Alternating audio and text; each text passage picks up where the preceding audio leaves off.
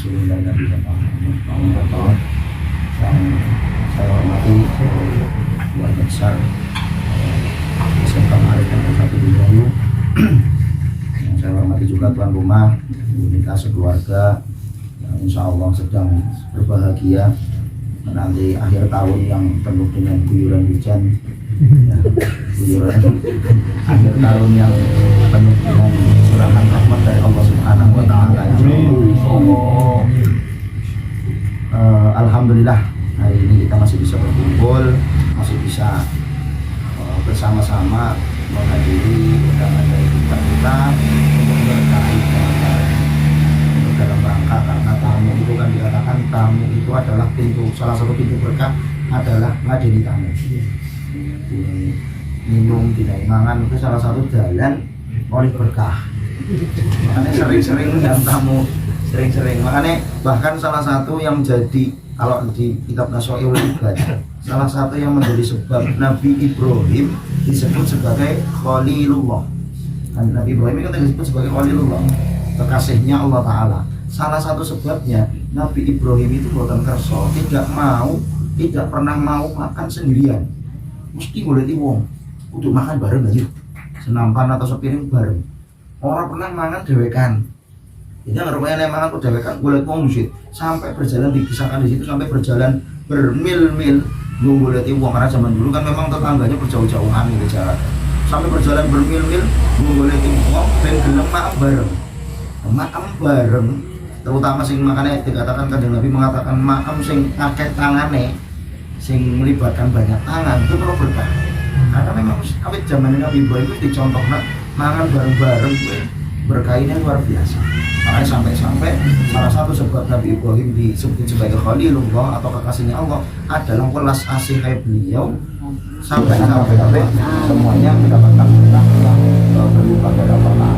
Salawat dan salam tidak lupa kita sanjungkan kepada junjungan kita Nabi besar Muhammad Sallallahu Alaihi Wasallam yang sampai saat ini kita masih harapkan syafaatnya, kita harapkan pertolongannya di yaumil akhir, karena di antara sekian Nabi dan Rasul hanya Kanjeng Nabi Muhammad yang diberikan hak prerogatif untuk memberikan syafaat, yang lain tidak bisa, karena masing-masing punya satu atau dua yang dianggap secara pribadi oleh nabinya sebagai sebuah kesalahan. Nabi Adam melakukan sebuah kesalahan, makan buah ulti, akhirnya dikeluarkan dari surga. Akhirnya nggak bisa nyampakan orang agama. Saya sendiri lagi menyesal karena pernah melakukan kesalahan. Nabi Nuh dimintai syafaat, nggak bisa juga karena merasa bersalah karena anaknya tidak mau mengikuti ajaran agamanya. Kemudian Nabi Musa merasa bersalah dengan dengan kaumnya segala macam. Nabi Isa merasa bersalah karena dipertuhankan justru oleh kaumnya. Sampai kemudian yang hanya satu-satunya bisa memberikan syafaat adalah Kanjeng Nabi Muhammad SAW. Torekoh kita atau jalan kita untuk meraih syafaat sing paling gampang dia baca sholawat. Minimal kan paling tidak satu hari satu malam disebutkan dalam tahiyat kita minimal pasti sholawat.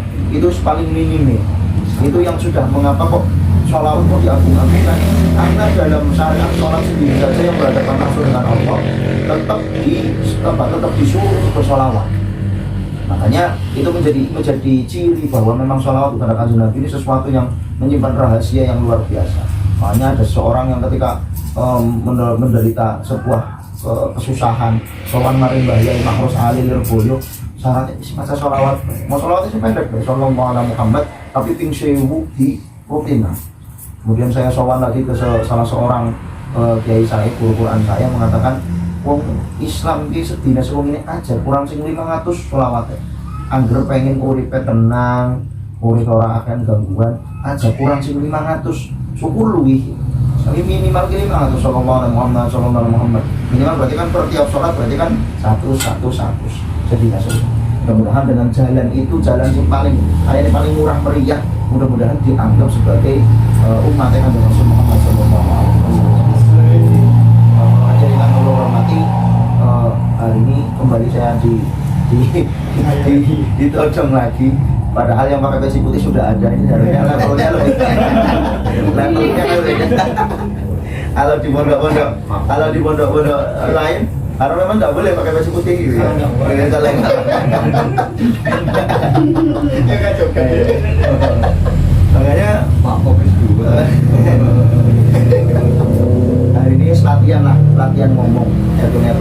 jajil atau mobil daplak gitu ya.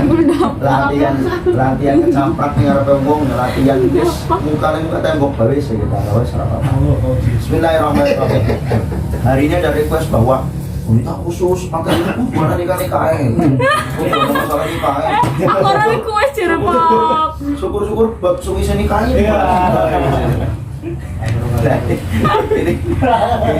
ini sebenarnya saya agak berat untuk menyampaikan ini karena ada Pak Ozi, saya takut disalah menyindir lagi gitu kan.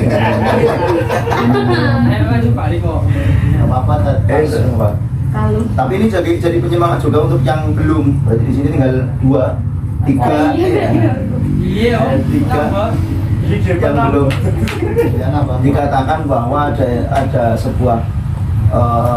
sebuah ungkapan yang luar biasa. Man angkaha lillah wa nakaha lillah faqad istahaqqa wilayatillah. Orang yang nikah plus menikahkan semata-mata karena lillahi ta'ala, semata-mata karena mikiri Gusti Allah. Karena pas lagi akad lagi kobil tuane kene sing anane atine iku Gusti Allah, faqad istahaqqa wilayatillah. Bahwa mereka-mereka yang melakukan hal tersebut, teman-teman dihaki atau diberkahi dengan apa? Perlindungan dari Allah Subhanahu wa taala. Perlindungan macam-macam, perlindungan dari kemiskinan, perlindungan dari penyakit, perlindungan dari segala-galanya. Gara-gara nikah. Karena memang nikah ini ibadah sing sebenarnya gampang, kobil tuan selesai. Sebenarnya kan itu ya. Sebenarnya kalau ngomong maksudnya simpel, sebenarnya simpel. Cuman kan kita yang agak-agak kayak yang ini kan adat atau kebiasaan kita. Sebenarnya ngomong simpel, bahkan dikatakan menikahlah walaupun hanya dengan sebuah cincin besi. Lembu klepen gas buah apa enggak dengar masa penderita anggar sih wadon ikhlas ya orang lah karena orang lah makanya sebenarnya simpel gitu kan, tapi mengandung agungan yang luar biasa karena dikatakan nikah itu adalah melengkapi sepertiga iman, melengkapi sepertiga keimanan dari kita. Makanya dikatakan Sayyidina Umar ketika ditanya, andai saja saya tahu seseorang itu sudah waktunya tinggal 1 minggu, kemudian minta kepada saya, minta ditunjukkan ibadah apa yang sebaiknya saya lakukan karena umur saya tinggal 1 minggu, itu nggak disuruh sholat, nggak disuruh puasa, maksudnya tidak ditekankan untuk itu, lebih ditekankan untuk menikah. Oh itu juga apa?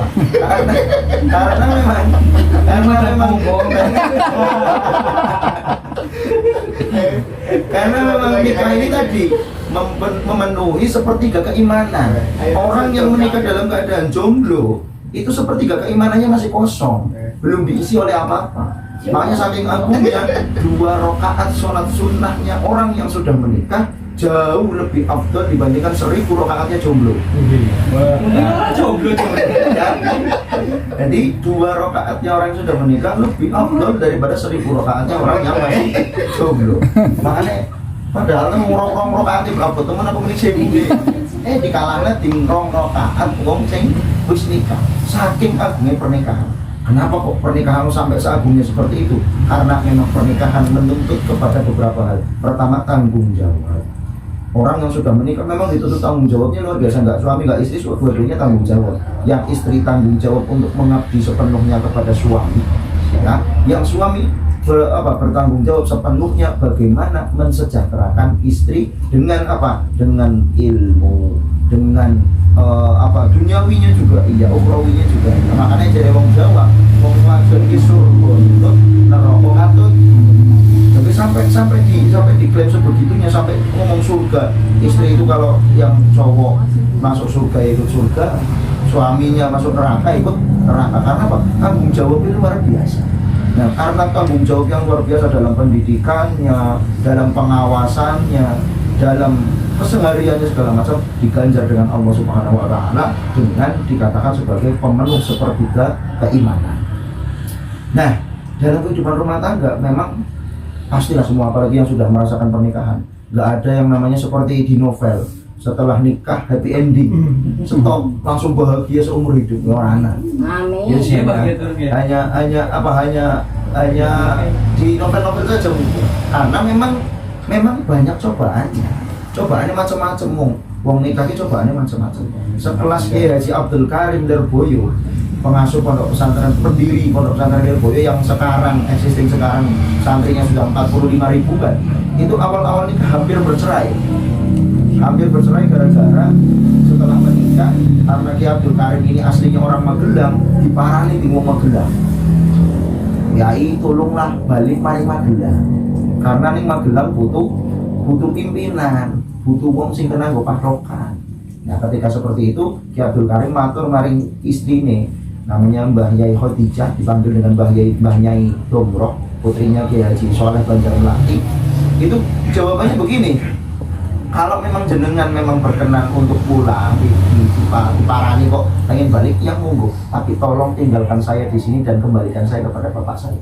Minta diceraikan kalau memang mau tinggal di Magelang, karena beliau Mbah Nyai Domrohnya tidak mau ikut ke Magelang. Tolong kalau mau ke sana, ceraikan saya, kembalikan kepada bapak saya, silahkan jenengan balik ke Magelang. Tapi kalau jenengan mau di sini istiqomah di desa, namanya hutan namanya hutan Lirboyo. Kalau sampai jenengan mau istiqomah di sini, jenengan orang usah mikir nafkah, orang usah mikir dunia, nyong sing jamin keseharian nih dagang. Jadi Mbak Yai Domroh toko barang-barang palawija ya, palawija di pasar, batik segala macam di pasar. Sing lanang kongon wis jenengan ora usah kerja. Istiqomah bae mulang santri. Akhirnya Mbah Yai Abdul Karim milih tetap ning Kediri, kemudian sing golek nafkah ke Mbah Nyai Domroh. Artinya begini, ini bukan sedang memberikan motivasi kepada Pak Giri dan Pak Ade ben ora usah kerja ya. Tapi maksudnya begini, dalam patokan rumah tangga memang seharusnya yang jadi patokan nafkah adalah suami. Tapi ketika dalam perjalanannya butuh memang, contoh misalkan tadi seorang Mbah Yai Abdul Karim itu diharapkan supaya benar-benar membimbing umat, pengen fokus ulang, kemudian sing wadon ikhlas golek, itu tidak masalah, tergantung sama-sama kerinduannya. Jadi kita jangan terpaku kepada aturan awal bahwa harus begini gitu. Ya nanti setelah menjalani pernikahan, itu yang dibutuhkan adalah saling pengertian, mengerti bagaimana keadaan masing-masing dan keikhlasan. Makanya kok anak misalkan ada istri yang gajinya lebih tinggi, kedudukannya lebih tinggi, ya tidak perlu minder, tidak perlu menjadikan sebuah masalah kalau memang dua-duanya bisa sama-sama ikhlas dan sama-sama bertanggung jawab.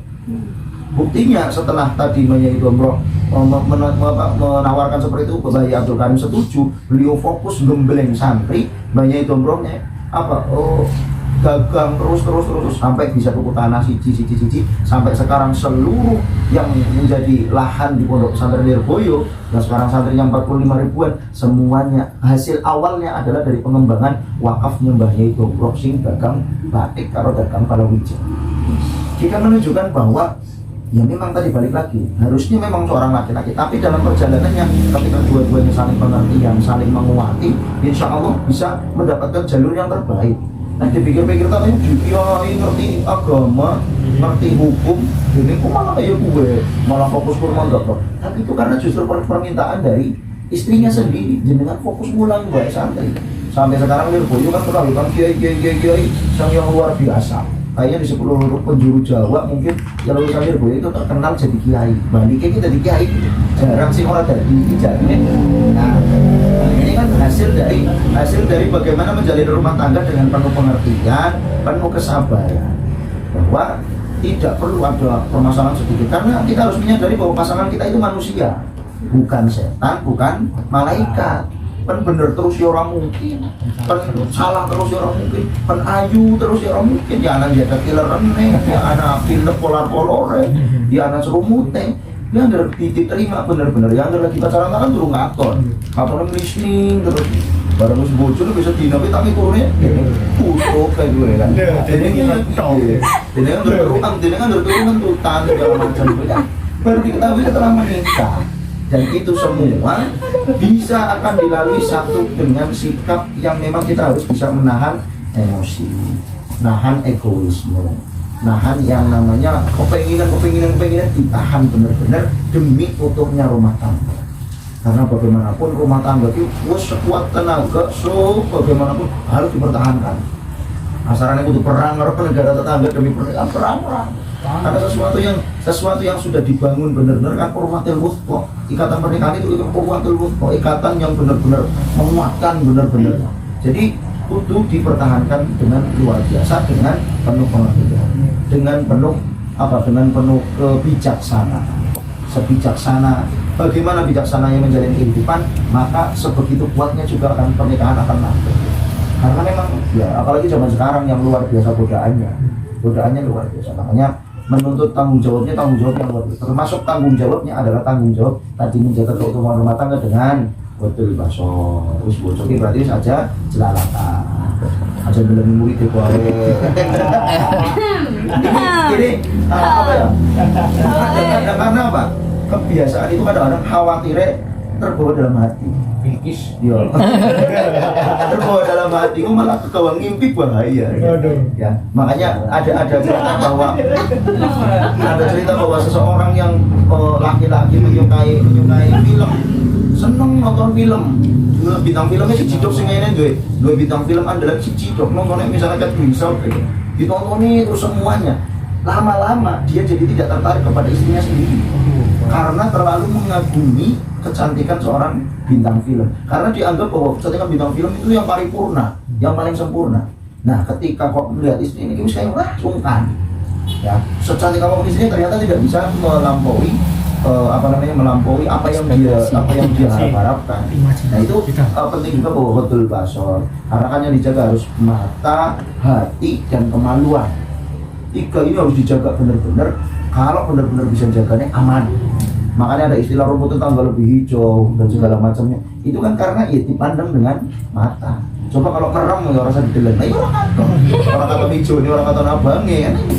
Ini memang komitmen bersama menjaga rumah tangga, komitmen bersama bagaimana menjalani hidup dengan penuh pengertian, penuh dengan kebijaksanaan. Ya, karena musim ibaratnya sing arep ngalami ini mungkin belum karena kemarin saya nemu di kitab Hidayatul Nasihin kemarin ngaji di pondok itu dikatakan bahwa pemuda-pemuda orang-orang yang belum nikah memandang pernikahan itu kan sesuatu yang indah sekali, padahal di dalamnya terdapat sesuatu yang mala ainun ra'at wala udhunun sami'at wala khatara ala qalbi bashar. Ketika ternyata melompat ke jenjang pernikahan, mendapatkan sesuatu yang belum pernah dilihat oleh mata, belum pernah didengar oleh telinga, dan belum pernah dikentek dalam hati, ini ketemu di ngerti bakalan nikah kok ada masalah kayak gitu. Kadang-kadang seminggu itu muncul masalah. Ya, muncul masalah. Nah, itu bisa diselesaikan dengan kebijaksanaan dan dengan tentunya tidak melupakan Allah Ta'ala. Tadi balik lagi, man nakaha lillah wa ankaha lillah faqad istahaqqa wilayatillah. Maka dari awal sebelum dicoba pun benar-benar nih dalam hati bahwa lillahi ta'ala, demi Allah Ta'ala. Terus gue dimantap apa nggak mobil ijab kabul sehingga menyambut tur Gusti Allah. Insya Allah takut istahaq wilayah kita bakalan dijaga benar-benar dari mulai setelah akad nikah sampai besoknya, mudah-mudahan sampai bisa ke surga bareng-bareng. Amin. Dengan sebuah konsep mengawali pernikahan, mengawali rumah tangga, mudah-mudahan bisa mendapatkan contoh yang sudah sepuh-sepuh alhamdulillah bertahan, belum nambah, belum ya, saya katanya belum nambah, masih anteng, masih istiqomah dengan satu itu luar biasa. Karena syariat juga memperbolehkan, itu pilihan.